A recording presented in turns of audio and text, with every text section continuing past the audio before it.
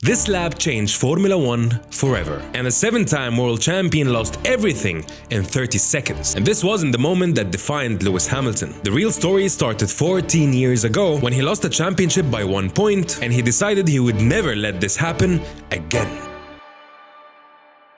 If you really want to understand Lewis Hamilton, you cannot start with the trophies. You start with the pressure that followed him since day one. Lewis Hamilton didn't grow up with motorsport privilege. There was no family garage, no sponsors, and no safety nets. His dad, Anthony Hamilton, worked multiple jobs just to keep him racing in karts. And I don't mean extra hours, I mean real sacrifice. That kind of environment doesn't build entitlement. And Lewis raced like someone who knew that every weekend mattered. When he was 10 years old, he walked up to the boss of McLaren, Ron Dennis, and he told him calmly that one day he wanted to drive for his team. And 3 years later, McLaren signed him. Not because it was cute, because he was fast as f***. And most importantly, he didn't fold under pressure. Fast forward to 2007, he enters Formula 1 as a rookie, and instead of being placed gently into the sport, he's put next to Fernando Alonso, a reigning world champion with 2 world titles and peak form. Most rookies would just try and survive. But Lewis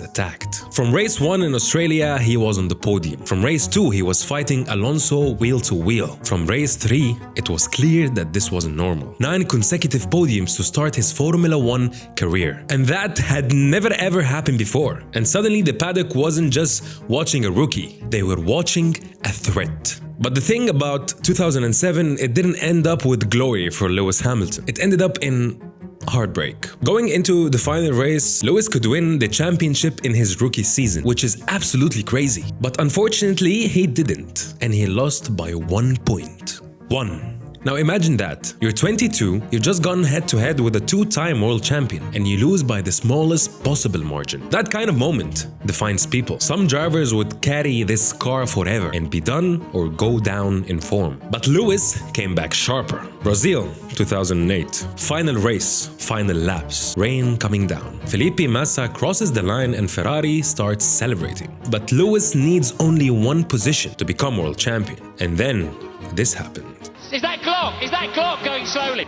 Lewis passes him in the final corner, and now he becomes world champion at 23. This didn't happen with just luck. This was composure and talent. And that's the pattern of this guy. Lewis at his best isn't emotional. He's very controlled and logical, even when everything around him is not. But then here's where it gets a little bit downhill for Lewis Hamilton. After 2008, the wins didn't just stack automatically. McLaren wasn't dominant, mistakes started to happen, collisions started to happen, and frustrations started to happen. And then the conversation started to change about him. It wasn't just about his driving anymore, it was about his personality out of Formula 1. Because Lewis didn't behave like a traditional Formula 1 champion. He liked fashion, music, the life outside of the paddock. And every time he didn't win, people would start saying he's distracted. And that narrative followed him for years. But the thing people missed was that Lewis wasn't distracted. He was evolving. He refused to become a robot. And in a sport that historically prefers its champions narrow and predictable, that made people uncomfortable. Then came 2013, the Mercedes move. At the time, it looked very risky. Mercedes had potential, but they didn't have dominance. Lewis just left McLaren, the team that built him, and that's not a safe decision. This is a decision that could end his career or take it to space. And in 2014, the hybrid era begins, and Mercedes built a machine that redefined Formula 1. And Lewis didn't hesitate. 2014, champion. 2015, champion. But the story had a little bump called Nico Rosberg. Nico Rosberg was Hamilton's partner in Mercedes in that season. They had the same car, the same data, the same opportunity. And that's the purest test in Formula 1. And when you add all of these factors together, it becomes dangerous. So 2016 was war. The Spain crash, the Austria collision, and tension everywhere. But Rosberg ends up winning the championship anyway. And then days later, he retires. That retirement was strange, but it carried a message or an almost undercover to Lewis Hamilton. He just beat Lewis and then left. And for Lewis, this turned out to be not just a loss, it was unfinished business that turned him into a monster. on the track. From 2017 onwards, he looked calmer, less reactive on the radio, so focused and rapid. He beat Ferrari, he beats Vettel, he beats the field 2017, 18, 19, 20, and he ends up with 7 world championships. Equal to Schumacher, more wins than anyone in history. And still, the debate continued. It's just the car. If it was just the car, someone else could have matched it. Dominance at that level requires machinery, but it also requires relentless consistency. And Lewis had both. Now let's come back to 2021, because this is where the story turns. Max Verstappen wasn't intimidated by Lewis's legacy, and he raced Lewis relentlessly. Silverstone, Monza, Saudi Arabia, every single weekend was tense and explosive. Going into Abu Dhabi, they were tied on points. Lewis completely controlled the race, and he was about to be 8-time world champion. Then a crash happened and the safety car came out. Then one of the weirdest decisions that ever happened in Formula 1 history. Then one lap, Max overtakes and the title was gone. Lewis said nothing, and that silence became historic, because for the first time in years, it wasn't in his hands anymore. And instead of exploding, he absorbs it. And that's either growth or inner destruction. Then 2022 arrives with new regulations and new cars. Mercedes were struggling with the pace and the bounces. And for the first time in his career, Lewis went for a whole season without a single win. From 2007 till 2021, he at least won one race every season. And now, nothing. And this is where some champions would just fade. But instead he worked and worked until 2024. He tested extreme setups, sacrificed a lot, and helped with a lot of developments. And that's Hamilton being resilient in the hard times. And resilience is harder than dominance, especially after being a 7-time world champion. What else are you trying to prove? Now 2025. Lewis Hamilton is going to be leaving Mercedes and joining Ferrari. Lewis joins Ferrari. When Lewis announced that he was leaving Mercedes, the reaction wasn't shock. It was disbelief. Oh my word.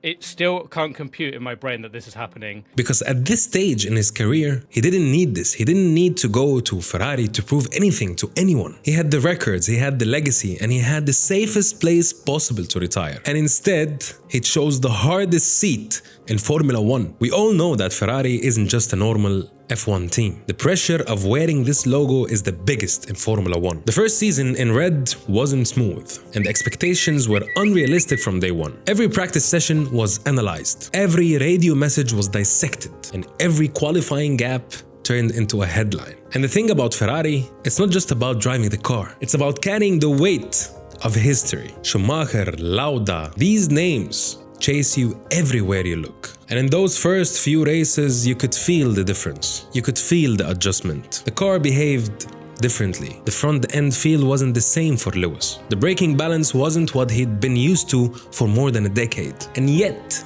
there was flashes, moments where it clicked. Qualifying laps where you saw the old sharpness. Race stints where he managed tires like only he can. Strategic calls where experience overcomes panic. But it wasn't domination. It was some kind of rebuilding. And rebuilding at Ferrari is louder than rebuilding anywhere else. Every mistake is magnified and every radio message becomes a narrative. And every second place finish feels like a loss. And still, he didn't shrink or deflect responsibility. He leaned into it. Because this move was always about building a legacy like we've never seen before.